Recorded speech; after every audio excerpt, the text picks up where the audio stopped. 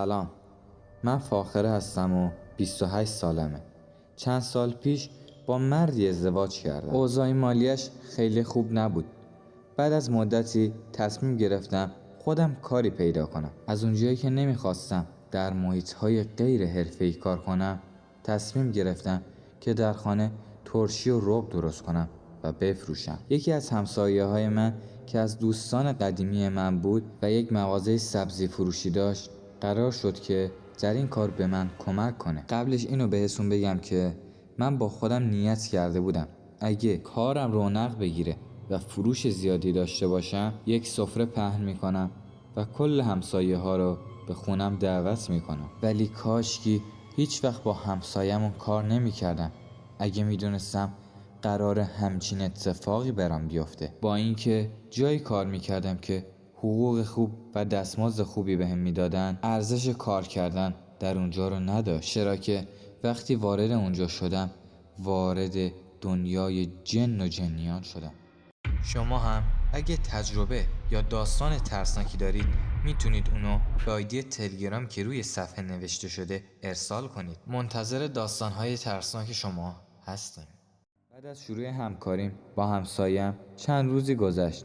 او در ابتدا به شدت از کمک کردن به من خوشحال بود و در کارهایی که خودم نمیتونستم انجام بدم و تجربه‌ای در اون زمینه نداشتم بهم راهنمایی میداد. هر روز صبح زود به خونم میومد و سبزی و مواد اولیه را آماده میکردیم و وقتی که آماده میکردیم میرفتیم برای خرید سرکه و ادویه‌جات تازه. خیلی زود متوجه شدم که در کنار این کار به نظر میرسید که در دنیای جدیدی قدم گذاشتم، در این حال که کار سختی بود.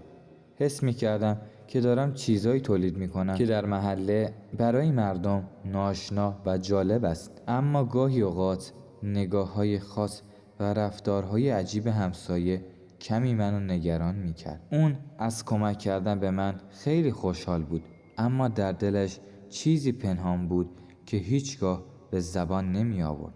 یک شب که داشتم به خونه برمیگشتم، داخل محله صدای عجیب و غریبی می اومد. وقتی که اونو شنیدم شبیه زمزمه بود، ولی بهش توجهی نکردم و به سمت خونه رفتم. وقتی که رسیدم جلوی درب خونه، در رو باز کردم و رفتم داخل. از شدت کار زیاد خیلی خسته بودم و گشنم بود. رفتم برای خودم غذا درست کنم. شوهرم رفته بود سر کار. برای اینکه یه تکونی به خودمون بدیم 2 شیفت کار میکردیم. داخل آشپزخونه بودم و در حال پخت و پز. یکم با خودم فکر کردم تو این چند مدت که تازه شروع کردم پول خوبی در آوردم و تصمیم گرفتم فردا اون مراسمو در خونه برگزار کنم. غذایی که پخته بودم و آوردم رو میز ناهارخوری گذاشتم و شروع کردم به خوردن غذا. در حال غذا خوردن بودم که یهو دوباره اون صدا رو از داخل محله شنیدم. شوهرم هم اون شب نبود و خیلی ترسیده بودم. سریعا رفتم داخل اتاقم و روی تختم به زور خوابیدم. صبح زود بود که از خواب بیدار شده بودم. هوا هنوز تاریک بود. منم به آشپزخونه رفتم و دستامو شستم. شروع به آماده کردن وسایل پخت و پز شدم. سر قابلمه واسطاده بودم و داشتم ادویه ها رو میریختم. یهو متوجه شدم حس عجیبی دارم، انگاری امروز قرار بود یه اتفاق غیر منتظره‌ای برام رخ بده. ولی خلاصه امیدوار بودم که از دستپختم رضایت داشته باشم. نزدیکای ظهر شده بود. دیگه کم کم باید سفره رو پهن میکردم. با تمامی همسایه‌هام تماس گرفتم و دعوتشون کردم به خونم. همه سر سفره بودن که یه خانم با چادر پاره و ظاهری غمگین وارد شد. بهش گفتم مادر بفرمایید داخل. وارد شد و رفت سر سفره نشست. از اول تا آخر اونو نگاه میکردم. خیلی برام عجیب بود اون پیرزن. وقتی که غذاشو خورد اومد پیشم و از دستپختم تعریف کرد و پیشنهاد همکاری داد و منم مجبور بودم به خاطر وضعیت مالی سختی که داشتم پیشنهادشو قبول کردم. او از من خواسته بود که برایش آشپزی کنم. با شوهرم تماس گرفتم و این موضوع رو باهاش در میون گذاشتم و اونم قبول کرد. راه افتادیم به سمت مغازش. اونجا در اصل رستوران بود. وقتی که رسیدیم به رستورانش، فضای اونجا به شدت عجیب و ناراحت کننده بود. رستورانی تاریک و کثیف با بوی بد. اون رستوران یک سالن بزرگ داشت و یک آشپزخونه در انتهای سالن. در حالی که نگران بودم، شروع به آشپزی کردند. در آن روزها تنها چند مشتری به مغازه آمدند، اما از همان ابتدا حس عجیبی داشتم. چند روز بعد مشتری ها بیشتر شدند. در یکی از شبها حدود 18 نفر در مغازه جمع شده بودند. رفتارشان عجیب و غیر عادی بود، مخصوصا وقتی یکی از آنها به قیمه نگاه کرد و پرسید استخوان‌ها کجا رفته؟ ترس و نگرانی در چهره‌ام موج می‌زد. از اون روز به بعد داخل همه غذاها استخوان می‌ریختم و دیگه کسی سوال نمی‌کرد. همه چیز به شکل غیر طبیعی پیش می‌رفت. چند روز بعد صاحبکارم مرا به اتاقی در انتهای مغازه برد. اتاقی که بوی ترس و وحشت از آن به مشامم می‌رسید. او از من خواست تا برایش کمی غذا بیارم. وقتی رفتم که به صاحبکارم غذا بدهم، غذا رو تحویل دادم و برگشتم به سمت آشپزخونه. یهو یکی از مشتری‌ها رو دیدم که اومده داخل آشپزخونه. یه بطری آبی رنگ دستشو داره به غذاها اضافه میکنه. تو همون لحظه دیدم داره با صدای آهسته دعاهایی رو میخونه. این اتفاق باعث شد که خیلی بترسم از اونجا. وقتی از صاحبکارم پرسیدم، او گفت این افراد دوستان من هستن.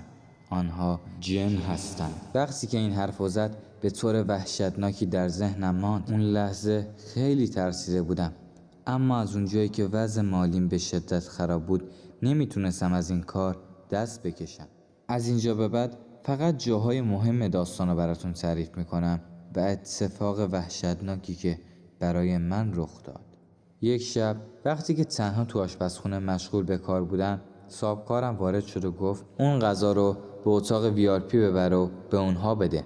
اونجا بود که فهمیدم واقعا دوستای صاحبکارم جن هستن. وقتی از او پرسیدم که چرا مرا در این قضیه دخالت دادی، جواب داد این کار باعث برکت و رونق کسب و کارم میشه. روز به روز مشتری های جدید و عجیبتری می اومدن. پول و انعام خوبی هم به من میدادن، اما هیچ وقت کسی به طور واقعی نمیخندید یا صحبت نمیکرد. به حالت عجیبی به غذاها نگاه میکردن، انگاری که بار اولشونه دارن همچین غذایی رو میبینن یا میخورن. به مرور زمان برام روشن شد که همه این به خاطر دستپخت من و آن آب مرموزی که اون مشتری دوست صاحبکارم داخل غذاها ریخت.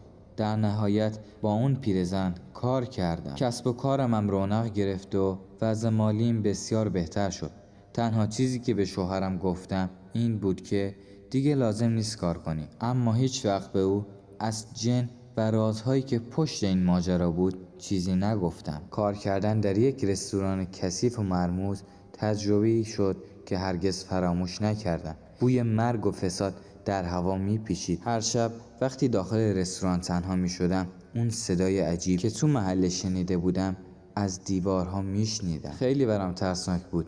هیچ وقت نتونستم بفهمم پشت دیوارها یا درون اون آشپزخانه تاریک پر از سایه چه موجود یا چه چیزی پنهان شده. همیشه یه حس ترس و بیقراری داشتم، انگار هر لحظه ممکن بود چیزی از دنیای دیگری وارد رستوران بشه. حتی کف آشپزخانه که باید تمیزترین قسمت رستوران باشه پر از لکه هایی بود که هر کاری کردم پاک نشدن. خیلی برام سخت بود در رستورانی که صدای مشتری هاشو هیچ وقت نمیشنیدی. خیلی عجیب بود. آنها یک ته چهره از انسان داشتن، اما چشمهایشان سیاه و عمیق بود. بعضی اوقات 2 ساعت، 3 ساعت، 4 ساعت زل میزدن به من.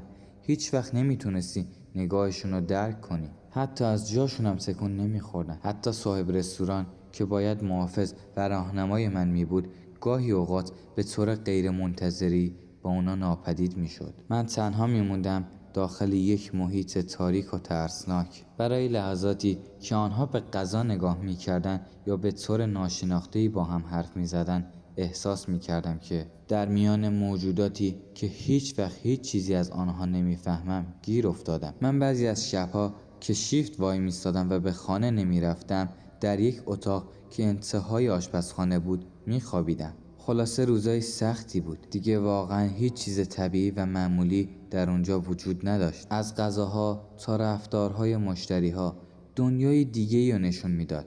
دنیایی که هیچگاه نباید واردش میشدم. زیاد وارد این جزئیات نمیشیم. میرم سر اصل مطلب.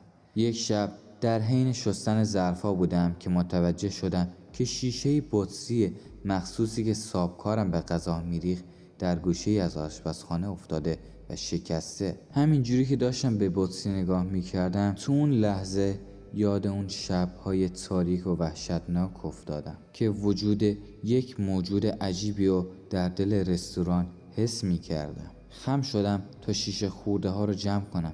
همون لحظه صدای نفس کشیدن کسی رو از پشت سرم شنیدم. یهو برگشتم، هیچکی نبود، اما در دل تاریکی روبروم تصویر چهره‌ای که همیشه از اون پیرزن به یاد داشتم به شکل وحشتناکی نمایان شد. در گوشه ایستاده بود. به من یک لبخندی زد که اون لبخندو هیچ وقت فراموش نمی‌کنم. به هم نگاه کرد و گفت هرچه بیشتر بدانیم کمتر زنده میمانیم. و همینطور با صدای بلند و ترسناک میخندید. تو همون لحظه صدای ضعیفی از گوشه مغازه به گوشم رسید که گفت تو نمیتوانی از آنجا بیرون بیایی. با هر قدمی که به سمت در میرفتم صدای همهمه های ترسناک و خنده های کمرنگی از داخل مغازه به گوشم میرسید. وقتی در رو باز کردم همه چیز عادی به نظر میرسید، اما لحظه‌ای که در رو به عقب کشیدم بلا فاصله پشت سرم سایه‌ای بلند و تاریک ایستاده بود. سایه‌ای که نه چهره داشت نه صدایی. فقط حس کردم که وجودش در تمام فضا پر شده است. نفسهایم تنگ شد. هوای اطرافم سنگین تر شده بود. به سرعت به سمت خیابان دویدم، اما احساس می کردم که چیزی از پشت سرم منو دنبال میکنه. وقتی برگشتم در کنار رستوران هیچ چیزی نبود، اما حس ترس به من میگفت آنجا چیزی هست. لحظه هایی که خیابان خالی رو میدویدم صدای نفسهای سنگینی در گوشم میپیچید. تمام بدنم از ترس لرزید و ناگهان در گوشم صدای همون پیرزن رو شنیدم. یادت میاد که تو در اینجا گیر افتادی؟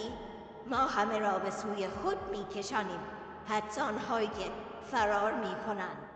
من به سختی نفس میکشیدم. دیگه توان ایستادن رو نداشتم. در همون لحظه دستی سرد به شانه‌ام خورد. برگشتم ولی هیچ کسی نبود. تنها سایه‌ای که دنبالم بود گذشته من بود.